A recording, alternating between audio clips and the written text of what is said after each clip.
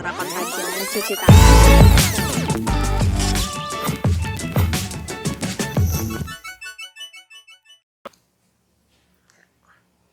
Oke, assalamualaikum warahmatullahi wabarakatuh. Bertemu lagi dengan saya Ardian Hendati pada program kebiasaan baru harian pelajar. Saat ini saya berada di kantor KONI Sulsel. Seperti kita ketahui bersama bahwa saat ini atlet tengah bersiap untuk mengikuti salah satu perhelatan akbar nasional PON Papua. Nah, bagaimana sih persiapan dari atlet Sulsel kita? Selain berlatih, selain menjaga kondisi fisik dan tubuh, kita tahu kan selama saat ini kita berada dalam situasi pandemi, tentu ada situasi yang berbeda dibanding PON sebelumnya dilaksanakan di Jawa Barat. Saat ini di samping saya sudah ada Pak Prof. Musakir, Wakil Ketua Bidang Pembina dan Prestasi KONI Sulsel, dan Pak Dr. Fahrizal selaku pengamat olahraga. Mungkin saya langsung saja ke Pak Prof. Musakir. Pak Prof, mungkin bisa jelaskan Prof, sejauh ini Prof, bagaimana persiapan atlet kita dalam menyambut PON Papua, Prof? Ya, baik, terima kasih. Jadi saya menjelaskan dulu dari awal bahwa persiapan tim PON kontingen Sulawesi Selatan itu sudah diawali sebenarnya pada tahun 2019. Karena persiapan kita pada waktu itu adalah menghadapi PON yang direncanakan dihelat pada tahun 2020. Ya. Nah, akan tetapi karena kita tahu semua adalah situasi pandemi, sehingga pemerintah menunda pelaksanaan PON dari tahun 2020 ke tahun 2021. Nah, otomatis juga program pembinaan kita, program latihan bagi atlet itu juga berubah. Jadinya kita fokus pada tahun 2020, hari ini kita juga mengubah semua program lagi dengan mengganti fokus kita di tahun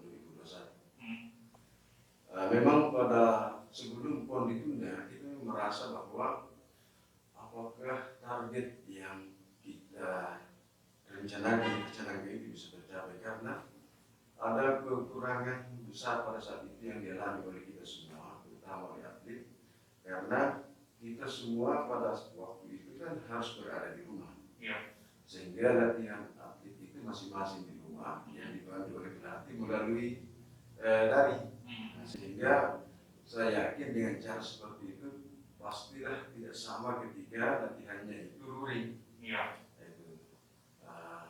Itu salah satu kendala terbesar kita. Tetapi kita tidak pernah ciut, kita tidak pernah semangat, tidak pernah menurun menghadapi itu apapun kondisinya. Nah, kita selalu mencari apa yang terbaik. Kita selalu berdiskusi dengan teman-teman di KONI ini apa yang harus kita lakukan dengan situasi seperti itu, dengan pelatih, dengan pembina yang ada di setiap cabang. Terus ini ketika memasuki masa pandemi, Prof, ini kan seperti Prof tadi jelaskan bahwa latihan di rumah saja. Apakah itu sangat mempengaruhi persiapan atlet? Apakah itu sangat mempengaruhi mentalitas atlet dalam menangkap PON Papua ini? Apalagi kan yang tadinya direncanakan Bapak digelar 2020 tapi mundur ke 2021. Mungkin bisa dijelaskan sedikit. Ya, itu sangat berpengaruh. Karena apa? Itu berbeda secara psikologis kalau anak-anak latihan secara luring bersama-sama dengan teman-teman yang lain, langsung dibantu oleh pelatih, dengan latihan sendiri-sendiri, di mana pelatih hanya memandu lewat daring. Itu akan berbeda.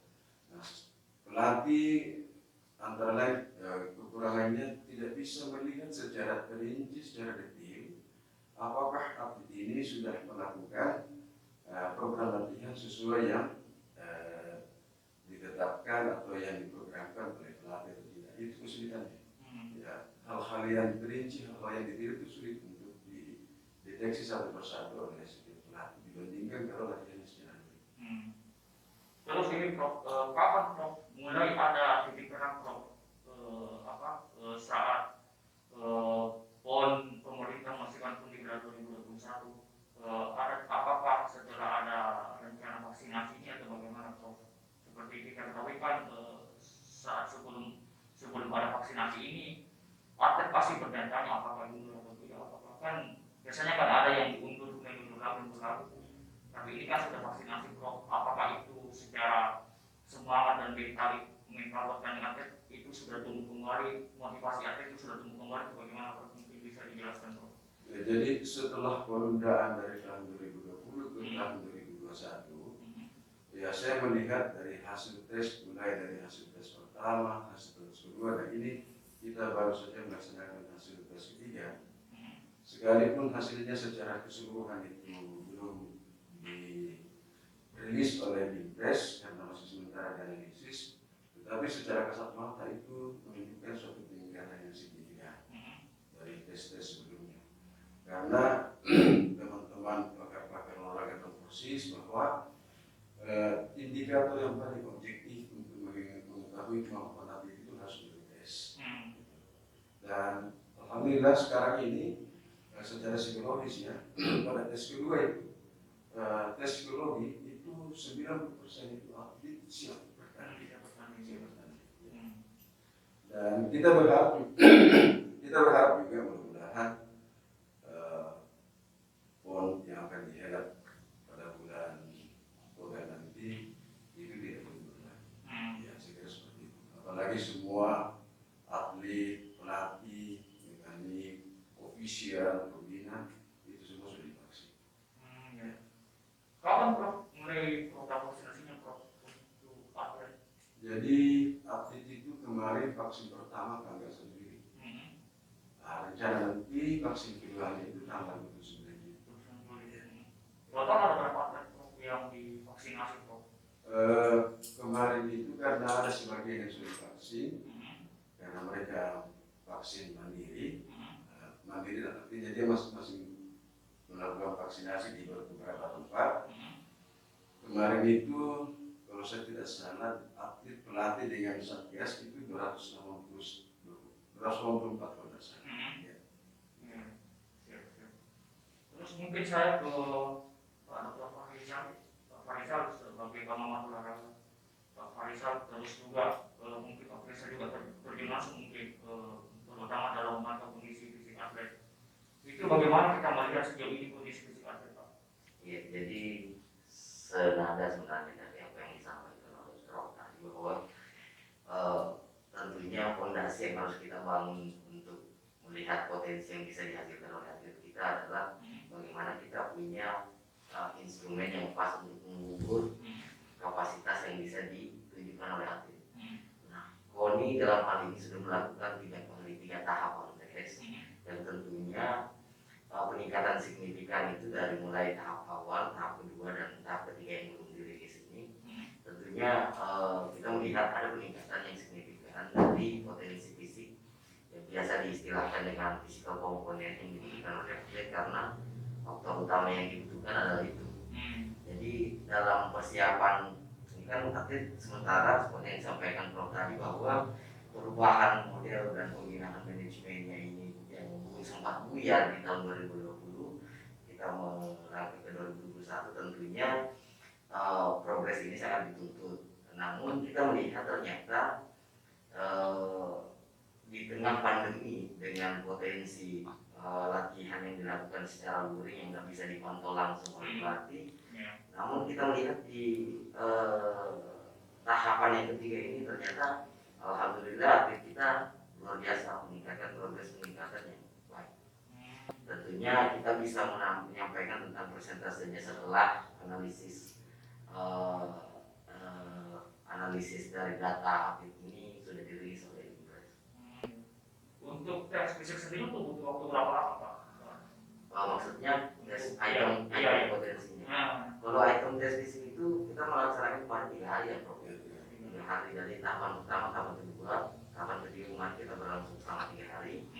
Dan saya bisa melihat karena saya termasuk di salah satu item tes saya di reaction speed, reaksi kaki dan reaksi tangan itu peningkatan persentasenya luar biasa. Sebelum dianalisis kan kita bisa melihat dari poin yang diperoleh, tanpa dianalisis pun kita melihat ada potensi yang luar biasa. Tapi tergantung dari bagaimana mempertahankan itu bagaimana maintenance itu mungkin ini pasti sudah punya jurusnya untuk bagaimana maintenance dan mengoptimalkan potensi yang ada ini untuk sampai pada peak performnya nanti di pon. Seperti itu. Terus ini ketika fisik atlet diperiksa itu apakah sebelum vaksinasi atau setelah vaksinasi? Jadi item tes yang kita pakai kemarin di PON itu memang ada 3 item tes. Ada tes kesehatan mengenai potensi anatomisnya, potensi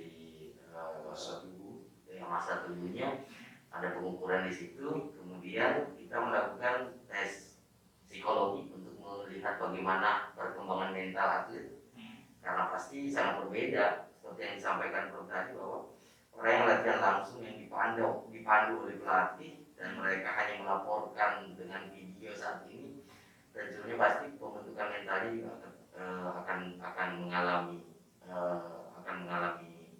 masalah juga. Tapi ternyata mudah-mudahan di dalam proses ini hasil yang ditunjukkan dari analisis data tes psikologi ini nanti juga bisa kita tampilkan setelah dirilis oleh Bipres. Jadi item tesnya itu ada tes kesehatan, tes psikologi, dan tes fisik, yang tentunya komponen fisiknya itu yang harus kita ini. Karena dalam setiap cabang olahraga memiliki karakter fisik yang berbeda untuk mengukur bagaimana perform atau high perform yang bisa dia tampilkan pada saat berlaga di event PON nanti. Mungkin saya kembali ke Prof. Mungkin Prof bisa tahu apa sih target kontingen susun nanti di PON Papua, dan setelah melalui tahapan ini Prof, vaksinasi sudah ada fisik, apa yang menjadi evaluasi terhadap sebelum nanti berangkat ke Papua? Sebelum itu saya mau sampaikan dulu bahwa pengelolaan persiapan PON untuk kontingen Sulawesi Selatan itu dikelola langsung oleh Satgas PON, yang di dalamnya memang kolaborasi antara PON Sulawesi Selatan dengan pemerintah provinsi, terutama dari sekolah. Jadi secara teknis persiapan PON ini di bawah Satgas, yang diketuai langsung oleh para sekda. Kemudian pimpinan Satgas itu menyampaikan kepada kita semua bahwa harapan pemerintah Sulawesi Selatan itu mengharapkan bagaimana di PON nanti Sulsel itu masuk dalam 10 besar. Dan setelah kita melihat perkembangan progres latihan, hasil tes itu semua, saya itu orangnya kan selalu optimis. Apapun kondisi yang kita hadapi, tantangan apapun yang kita hadapi, itu selalu optimis. Sehingga saya katakan bahwa untuk mencapai target 10 besar itu bukan suatu hal yang mustahil dengan kondisi atlet yang ada sekarang. Jadi sekali lagi saya katakan bahwa saya optimis untuk bisa meraih target itu. Dengan berdasarkan data, bukan berdasarkan berdasarkan pemikiran berdasarkan data yang ada. Oke, Prof Sakir, Dr. Faisal, terima kasih banyak atas waktunya Pak. Oke, para penonton official Radio Fajar, demikianlah bincang tulisan baru. Sampai jumpa di bincang-bincang berikutnya. Terima kasih. Penerapan kajian cuci tangan.